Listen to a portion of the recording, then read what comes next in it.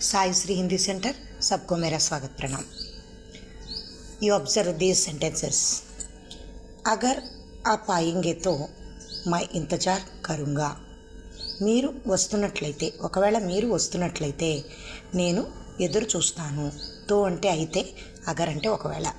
మేరే pass సిర్ఫ్ 100 రూపాయే high. నా వద్ద ఒక 100 రూపాయలు మాత్రమే ఉన్నాయి. సిర్ఫ్ అంటే మాత్రమే. ముझे गांव जाना है मगर छुट्टी नहीं मिली.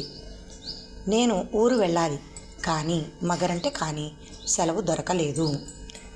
So observe the meanings which are joining to simple sentences. These are known as conjunctions in English. రెండు వాక్యాలను కలుపుతూ ఉండేటువంటి పదాలు సముచ్చయబోధక్ అని చెప్తాం. ఇవి ఏ లాంగ్వేజ్లోనైనా సరే పార్ట్స్ ఆఫ్ స్పీచ్లో ఒక భాగంగా మనం నేర్చుకుంటాం. పెద్ద పెద్ద వాక్యాలు చెప్పవలసి వచ్చినప్పుడు మనం ఈ పదాలను వాడేటప్పుడు ఈ విధంగా అర్థాన్ని తెలుసుకోవాల్సి వస్తుంది. ధన్యవాదాలు.